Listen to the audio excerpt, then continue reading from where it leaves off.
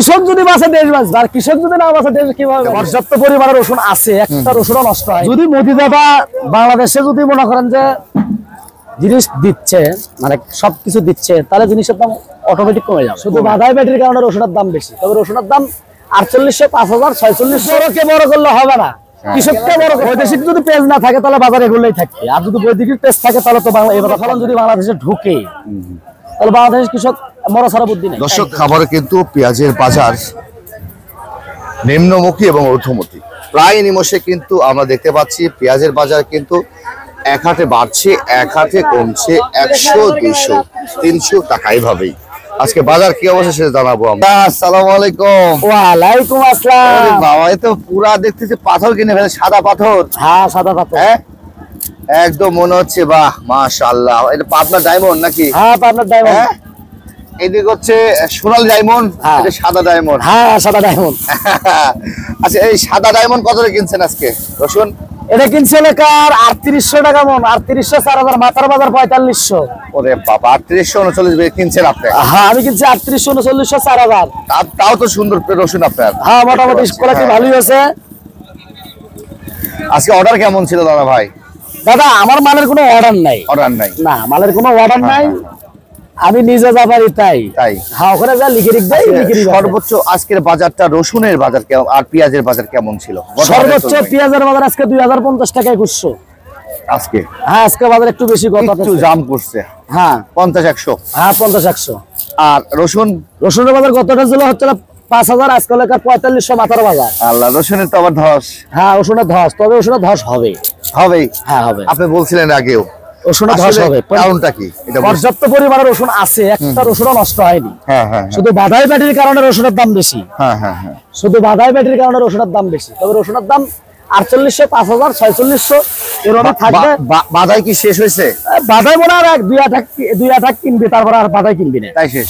হ্যাঁ, পেঁয়াজও তাই হবি। তাই যদি বাধাই কমে যায়, বৈদেশিক পেঁয়াজ যদি না আসে, তাহলে বাজার পরিস্থিতি কেমন হবে বুঝতে পারছেন আপনারা? কথা বললাম না, যদি বাধাই কমে যাচ্ছে সামনে হাটে থেকেই, তারপরে তো বাজার কমবে না, কারণ পাবনার গাড়ি তো প্রচুর ভালো।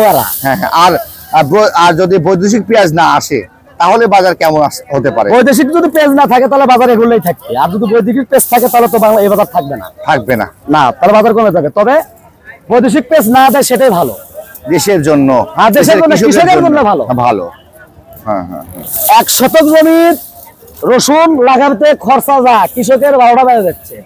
1 শতক জমি পেঁয়াজের যা খরচা কৃষকের 12টা বেজে যাচ্ছে, কিন্তু সে তুলনায় কৃষক দাম পাচ্ছে না। কৃষক যদি বাঁচে দেশ বাঁচবে, আর কৃষক যদি না বাঁচে দেশ কিভাবে বাঁচবে? চাকরিজীবীরা তো এমনি ভালো থাকে, বেতন ফিক্সড। হ্যাঁ, ফিক্সড বেতন, ওদের কোনো মানে 8 ঘন্টা ডিউটি, আমরা জমিদার আলাদা, জমিদার আলাদা আসে। শুধু বড়কে বড় করলে হবে না, কৃষককে বড় করতে হবে। কৃষককে বড় করতে হবে। কৃষক না বাঁচলে বাংলাদেশের মানুষ কিভাবে বাঁচবে? কৃষক কত কষ্ট করে ফলন ফলায়, সেই ফলনের দাম না পায়। কৃষি প্রধান দেশ আমরা, তাও হ্যাঁ, তা কৃষি প্রধান দেশ আমরা, তারপরেও দেখা যাচ্ছে কৃষকের মনে করেন যে 12টা বাঁচতেছে।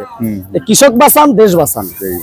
শুধু চাকরিজীবী, বড় বড় চাকরিজীবী, ওরা তো এমনি ধনী, ওদের তো এমনি টাকার অভাব নাই।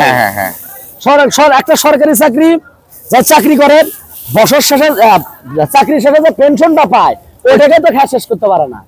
কৃষকের তা হয় না, কৃষক হাড় ভাঙ্গা খাটুনি খাইতে একটু ভালো চলার জন্য কত কি না করে। দাদা, আমরা যাচ্ছি, আমরা শুনতে পাচ্ছি যে আমাদের পার্শ্ববর্তী দেশ মোদি দাদা চাচ্ছে বাংলাদেশের সাথে একটা ভালো সম্পর্ক হোক।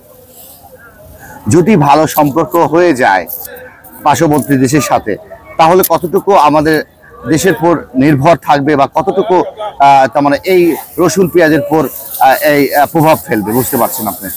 যদি মোদি দাদা বাংলাদেশে যদি মনে করেন যে জিনিস দিচ্ছে, মানে সবকিছু দিচ্ছে, তাহলে জিনিসের দাম অটোমেটিক কমে যাবে। হ্যাঁ, শিওর। তারা কিন্তু তাদের দেশের কৃষকরা চাচ্ছে যে হাহাকার করছে, পর্যাপ্ত পরিমাণে পেঁয়াজ রসুন হয়েছে ওখানকার, তারা চাচ্ছে বাংলাদেশের যে পরিমাণ পেঁয়াজ রসুন হয় ভালো একটা দাম পাইতো তারা, এবার কিন্তু পাচ্ছে না। তারপর যেহেতু বন্ধ, সেই জন্যই তারা কৃষকরাও চাচ্ছে যে বাংলাদেশের সাথে ভালো সম্পর্ক করেন একটা। বাংলাদেশের কৃষক না বাঁচলে বাইরের কৃষকদের কি সমস্যা, কি করবো আমরা? বাংলাদেশের কৃষক বসে, আমরা বাংলাদেশে বসবাস করি, বাংলাদেশের কৃষক কথা লিখবি। বাইরের কৃষককে বেচে তো লাভ নাই। ও দেশের চিন্তা ও দেশের সরকার করবে, আর আমাদের দেশের সরকার আমাদের দেশের কৃষকের চিন্তা ভাবনা করবে।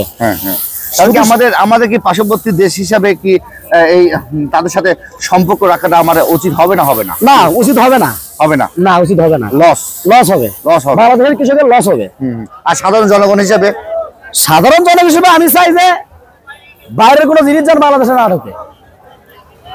অস্তিত্ব হয়ে যাবে বাজার। হ্যাঁ এটা শিওর, হ্যাঁ ওটা হবে শিওর। যদি বাইরের যদি কিছু না হয়ে যায়, সাধারণ জনগণ তো অস্থির হয়ে যাবে। হ্যাঁ তা তো হবেই। মশলা থেকে শুরু করে তেল সয়াবিন তেল নাই মার্কেটে, নাই না, অস্থির বাজার। সয়াবিন তেল মার্কেটে নাই, দিচ্ছে ভেজাল তেল। তা পাচ্ছি না আমরা, তাও পাইতেছে না 190 টাকা লিটার। দোকানে গেলে কয় তেলই পাইতেছে না, দুমুখী তোমা করে। মশলা তো একই দশা।